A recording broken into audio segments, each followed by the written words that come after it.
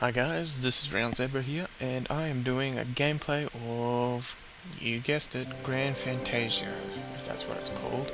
I'm not really good with that name, but anyway, I've just leveled up this character, so I have played a little bit of this just to get to know how of this game, because first off, I have to say that the learning curve at the beginning of this game was quite overwhelming, because I started off and I had no idea what to do. It just kind of threw all these different things at me, and I was kind of, yeah, I was pretty overcumbered by all these different features that it was flooding me with.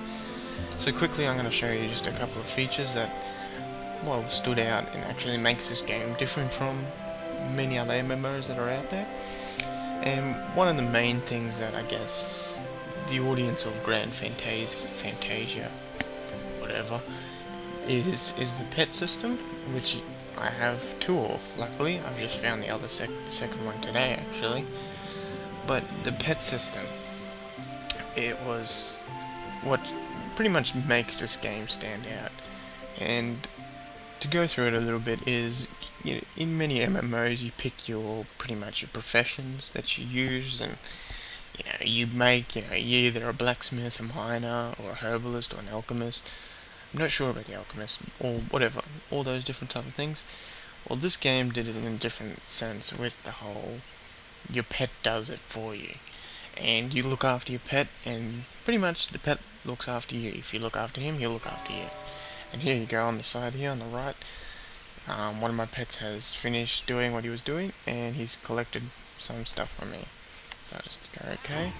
And it's pretty complex in the sense what they have, like the abilities, like this one in particular is pretty not that good for me, because like it makes hammers and I'm a mage, but yeah, but it does have a few of the things that I do need for making things that I need, which is staves, which my original one makes, is the staves. So, and anyway, the point is, this game purely puts an emphasis on your pets doing all that. So you can, on the go, you can make them do things. Like, for instance, right now I'm going to get this guy here, the blue one. I'll make him get some of these things, because I need some of them. And he'll go off and just a few minutes at that, and I'll get this one to make some of these. So he'll go off and do that. And while I'm doing that, I'll just close these windows, and I'll show you a little bit of gameplay.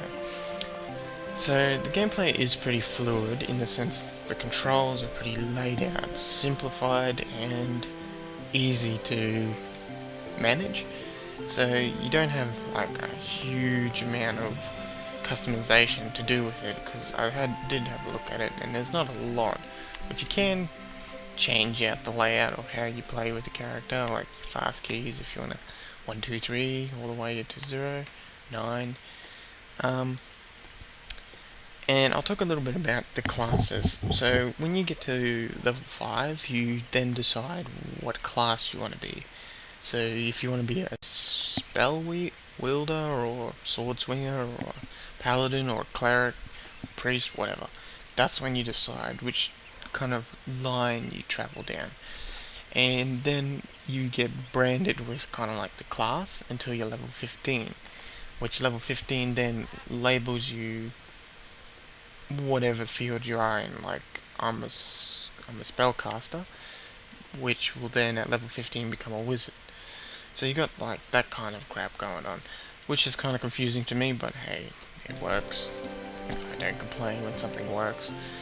And as you can see, the world is quite large. It has got a huge amount of content in this game. I didn't realize how much there was, but there's actually a fair bit of area to this game that has a fair bit of time spent in putting this game together.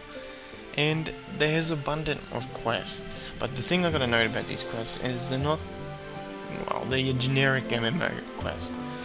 You got your gathering quest, you got your defeat these so many of these quests, or talk to this individual. And hey, there's nothing wrong with that. It's what makes an MMO. But anyway, down here those two have finished, and as you can see, they're both successful at what they did, and you got yourself some stuff. So he just leveled up there, and here we go. So this is my main profession, is the staves. I make staffs of staves. And since I've leveled him to a certain amount higher, he can now make these certain ones. So I'll get him to make one. So he's gonna go off and start making one, I think. No. Come on, make me one. There you go. So he's gonna go and make one. While this one here, because I don't really use this one particularly for anything important, I just use them for gathering.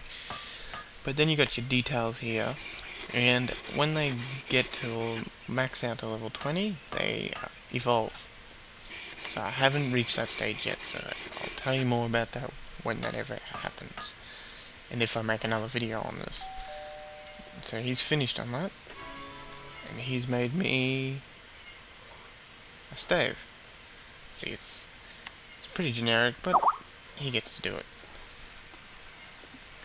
And anyway, I'll just go run down here. The towns are pretty big. You know, you got your generic bases in each town, you got your major city, and all that. But other than that, it's pretty good. Graphics wise, it is quite a cartoonish, anime inspired game, as you can tell by my dude with the massive hair. And as you can tell from this deer walking up the side of the hill. But yeah, and it runs pretty fluid on pretty low end computers, so it's not very heavy on the system requirements. So you got all that. So I'll just go and show you a bit of the combat. The combat is pretty basic, you know. Since I'm a spellcaster, I'm pretty squishy, so I hit him, and then I'll just shoot some. So see, as you can see here, it's pretty straightforward. There's nothing really pushing on that. And the controls are basic. You got your WASD to moving. You can also point and click, like many MMOs, especially out of Asian or Korea or China or wherever this game is from originally. Again, this game was made from area games, so this game is updated a fair bit as well. So it's an updated game, even though it's old. Anyway, I just made this quick video as I'm actually waiting for another game to download, which is Dungeons and Dragons Online. Yes, it's quite old, but I'm actually going to do a walkthrough with my cousin, and he'll actually be introducing some features as well that comes along with the game, because if you haven't played Dungeons and Dragons Online yet, it is heavy on the instance environments, so running a group or more players is quite efficient. And there you go, one of my creatures has finished its job. Haha, take that. There you go, you got a little event. It says a little bit. Herb tips. Master, I've seen lily flower before. It is a type of flower with bulbs and looks like a trumpet. Yeah, whatever. And like, you keep the friendship up with them, and if you don't, they will run away from you. Why would you want one of these things to run away from you? I don't know. And you can decorate their background just like I've done with this guy. But anyway, thanks for watching, subscribe and like to this video, and I'll see you later.